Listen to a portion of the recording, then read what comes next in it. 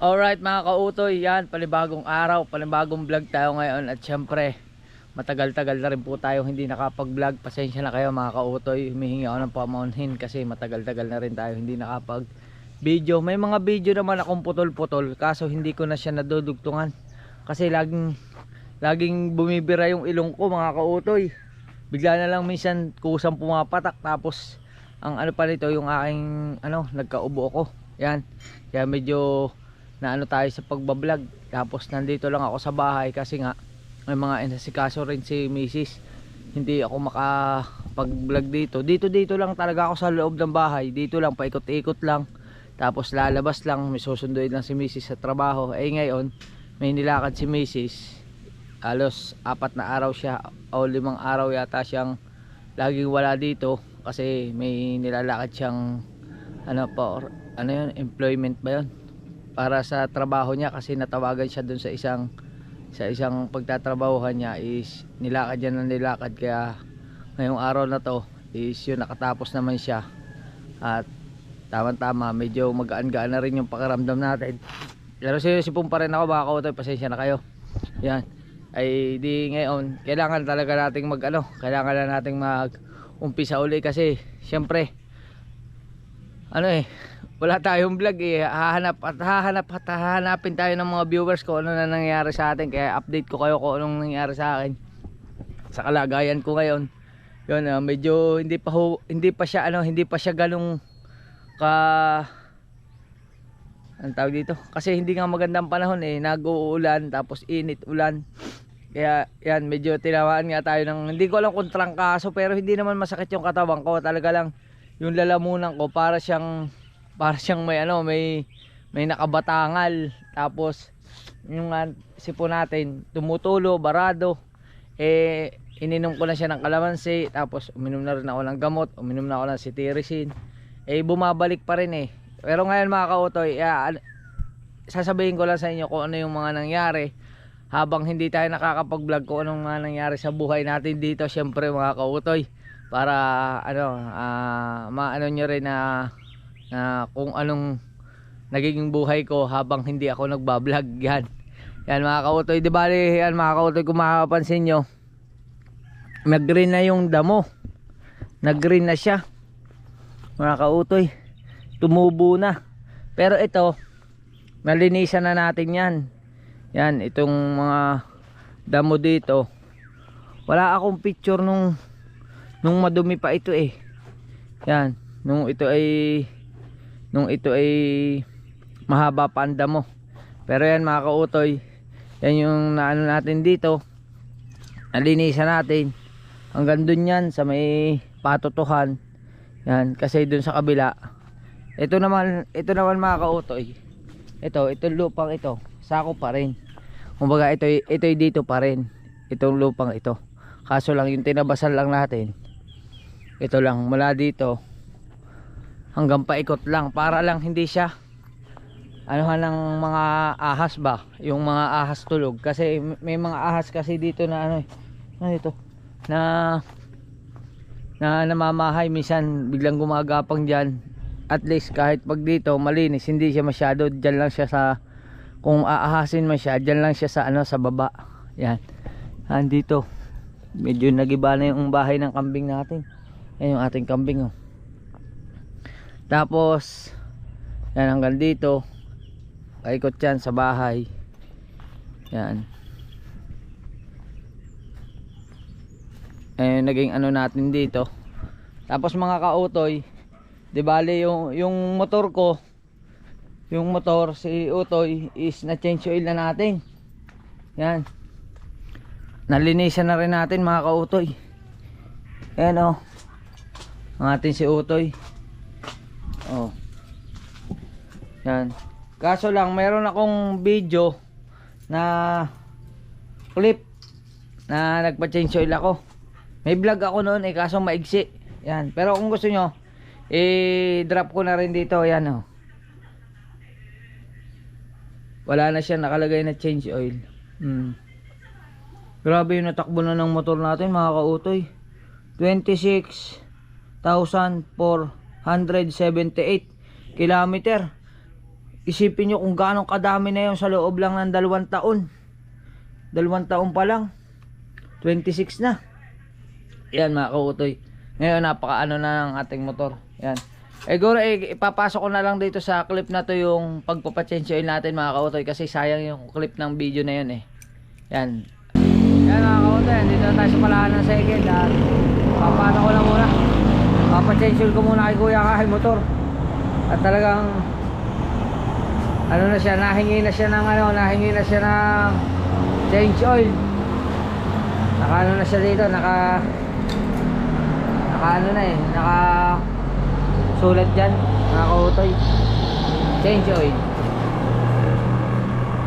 Pa-change oil muna natin dito kay Kuya. Yan. Dito na sa tabi ng highway. Ayan.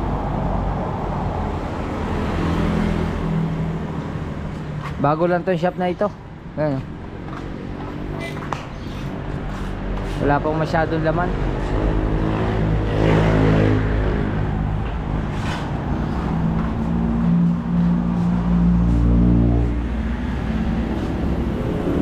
Tingnan natin kung may langis pa. Baka wala ng langis.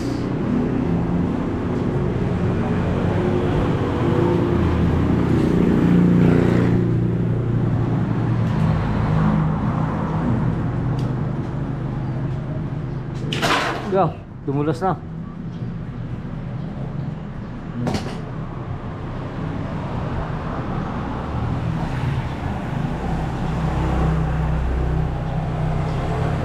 Marami pa. Dahil pa lang guys.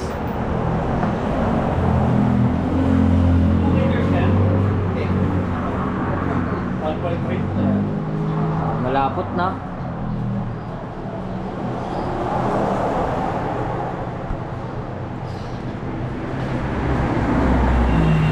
Paano na rin po ng filter? Opo. Kaso ang gagamitin natin 2 liter. Yung tira sa tricycle ko na lang ilalagay mga kautoy, kasi wala silang 800 milliliter.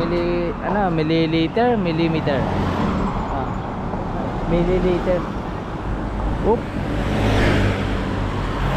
tuli nun ah. Ayos.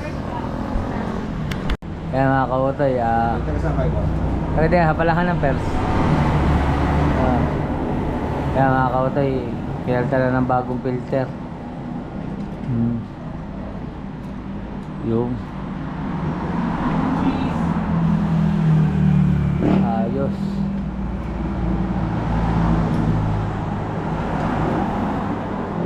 Yung kulang na sa linis. Bukas washing naman. Washing na yung bukas.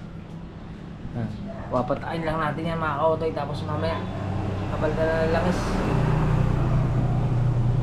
Mga kautoy, sasali na, pumadiinan.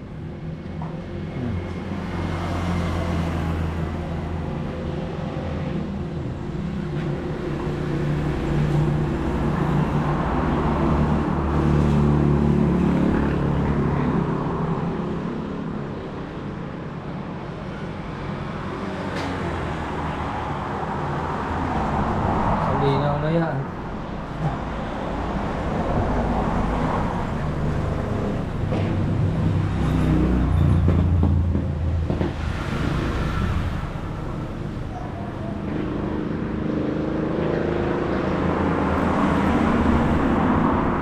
Ang hirap mga kautoy, natulo talaga si Pong ko.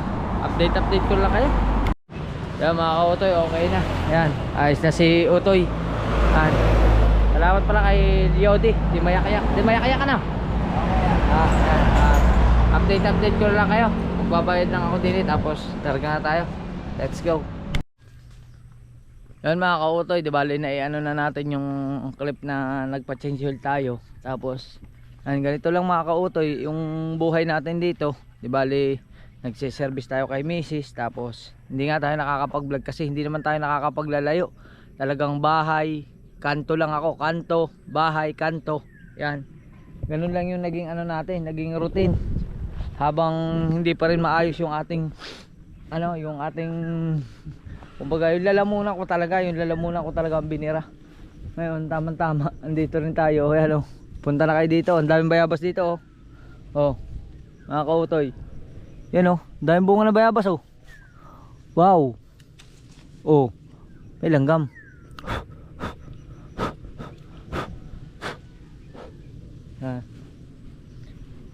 Tapos ito nga mga kautoy, ito yung lupa. Sayang to lupa na to kasi dati kasi ito palayan mga kautoy.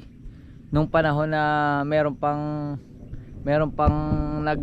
nagmamano-mano, kumbaga dati kasi itong buong lupain na to, nung hindi pa binebenta to ng mga may kanya-kanya, ito yung buo palayan yan, palayan. Ngayon hindi na nga, kasi katulad nito may mga bakod na siya, kaya nangyari sa kanya is wala na, natenga na itong lupa na to. Hindi kasi maganda ang lupa dito. Kahit taniman mo siya ng mais, hindi siya mabubuhay. Bihirang bihira ang nakakabuhay dito. Yan nga saging na yan, kita nyo ang tagal-tagal na yan hanggang ngayon. Hindi pa rin siya tumuloy. Yung iba namatay na. Madaming saging na namatay. Ang dami niyang tinanim na saging pero namatay na rin yung iba. Hindi rin agad tumubo. Pero kung ikukumpara natin dito mga kautoy, ito yung pagkakaiba ng lupa dito sa amin, dito sa lupang ito kaysa dito sa kabila. Kasi dito mapapansin nyo, buhay ang puno ng saging, buhay ang halaman. Yan mga kautoy, kung mapapansin nyo dyan, buhay ang halaman dyan sa kabilang yan. Kita nyo, buhay ang mga halaman. Kasi ang ginawa ng may-ari dito, kumuha ng maraming, alam nyo yung yung fertilizer na ipot ng manok,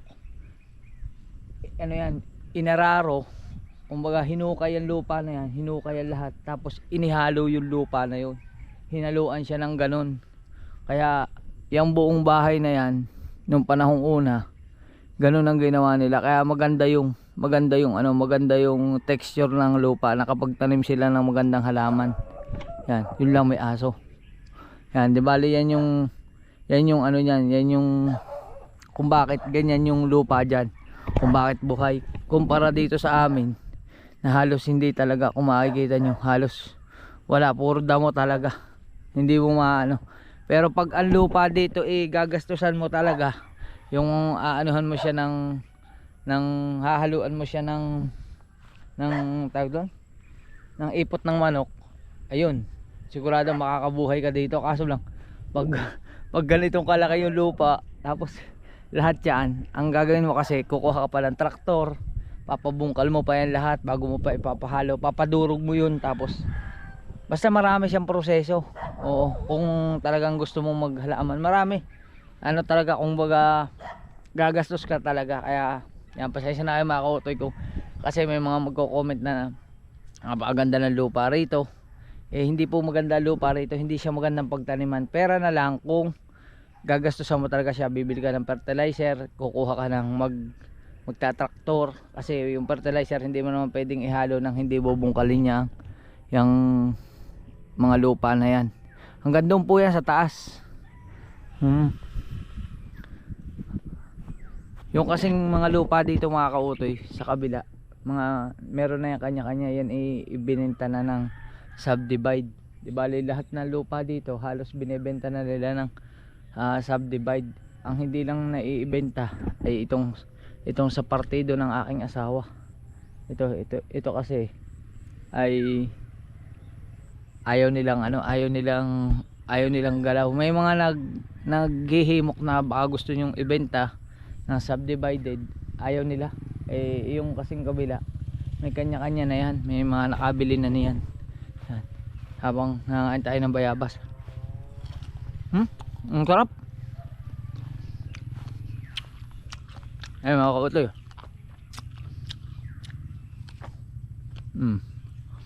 Ayun nga lang dito amin, bayabas buhay. Yung may langgam mo, may langgam.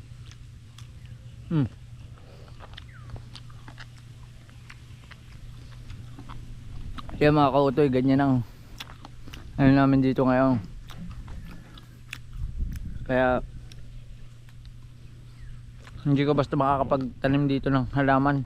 Mahirap bumuhay, mahirap.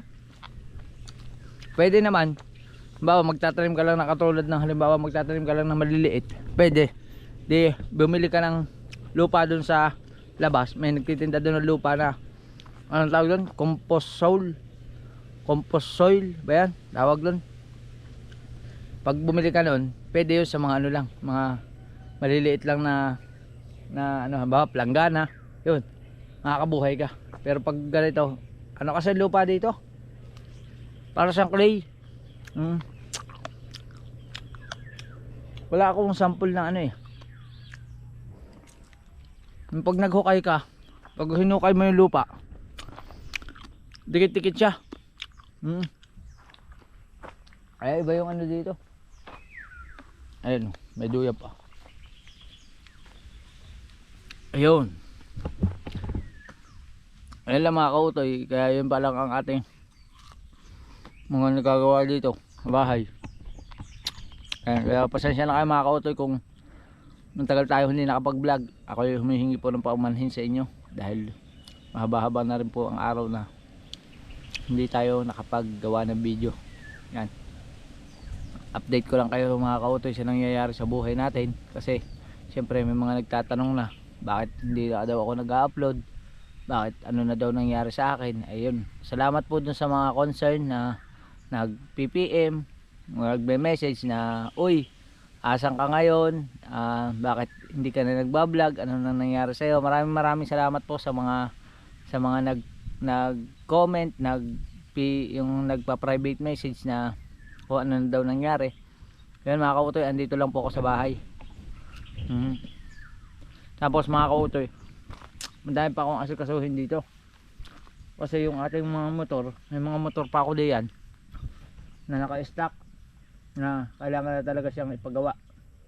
Siguro makikita nyo yung ipagagawa natin by baka pag ano na, pagka yung nakalawag na tayo, pagka okay na yung sweldo natin, papagawa natin yung mga motor dyan. Kasi pagsasusoli ko na yan. Kasi yung isang motor na yun, yung kulay pulang Rider J, lapit natin, tingnan natin kung ano itsura na nun. Itong Rider J na to, sa kapatid ko kasi ito. Oo. Eh hindi naman sa pagsisinungaling. Yan. Eh ito mga kautoy, nasira ng aking anak. Yan oh.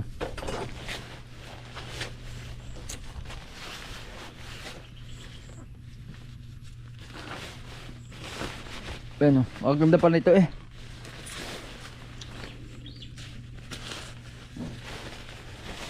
Wait lang. Yan o. Okay pa ito mga kautoy. Kulang lang ito sa mekaniko. Yan o. Nabasog na nga eh. Yan o. Kaganda pa nito. Yan o. Ay ngayon, kailangan natin yan ipagawa. Kasi nabusin niya ng langis mga kautoy. Oo. Tapos meron pa ako din isang motor. Ay hindi ko alam kung may pagawa ko pa. Kasi na-stuck na siya. Pero susubukan ko pa rin yung magagawa ko din eh. Pero uunahin ko yung pula. Uunahin ko yung sa kapatid ko. Ayan o. Ngayon si Blue. Si Blue yan eh. Ano, may pangalan ko pa yan. Yan o, kautoy. Yan, susubukan natin yan kung may magagawa pang paraan yan. Sayang kasi mga kautoy, eh na-stack ay ngayon. Pwede ko na siyang anuhin kung sakali. Pwede na siya ipagawa para magamit na. Kasi ito, isusoli ko na ito eh. Isusoli ko na ito. Pag ito yung nagawa, isusoli ko na. Tapos si Dave, medyo ano na siya, 70 na. Eh papaanuhin ko na siguro, ikuha ko na ng license para kung sakali na ano na siya, nakakakuha siya ng license, pwede na siya magmotor papunta sa eskwelahan para hindi nahihirapan. Pero kung mapapaayos, hindi pa naman sigurado. Kung mapapaayos lang natin mga kautoy. Pero ngayon, yun lang. Yun lang yung plano ko. Na sana, unti-unti matupad. Habang nangangain ako ng bayabas. Sana magampanan ko yung mga dapat kong gawin. Yan mga kautoy, di bali update ko lang kayo. Tuloy-tuloy pa rin ang ating vlog. Napakasimple lang ng ating vlog ngayon. Siyempre, in-update ko lang kayo sa mga about sa nangyayari kasi matagal na nga tayo hindi nakapag-vlog. Yan, ulitin ko, pasensya na kayo mga kautoy. At medyo hindi gumanda ang pakiramdam natin itong mga nagdaang araw kaya wala tayong vlog. Di bali dito nga lang ako nagpaikot-ikot sa bahay namin. Kaya wala tayong content, wala tayong maayos na content. Kaya yan mga kautoy. Di bali ngayon simple lang, napakasimple lang. Di bali biglang umulan. Yan, at yung aming mga labahin nandito. Tapos yun nga si Mrs. naayos na yung nilalakad niya. Bukas ay mag-uumpisa na siya ng kanyang work sa Malbar. Medyo malayo mga kautoy. Pero anong masasabi mo sa iyong bagong work, ha? Ready ka na? Ha? Ready na. Ayan, nagluluto lang kami dito mga kautoy ng tanghalian. Di bali yan tanghalian namin pati. Tapos ito naggayat na ako ng papaya. Di bali yung papaya na yan igigisa lang mga kautoy. Yan, di ba simple lang ating pamumuhay sa araw-araw. Ayan mga kautoy, hindi ko alam kung ganong kahaba itong vlog na ito. Maiksi lang ito. Di bali in-update ko lang kayo sa nangyayari. At muli maraming salamat. Abangan nyo yan pagka okay na. Dire-diretso na tayo magbablog. Pasensya na uli kayo at medyo update lang tayo muna ngayon. Kaya yun mga kautoy, hanggang sa muli, I love you. Bye bye. Alright.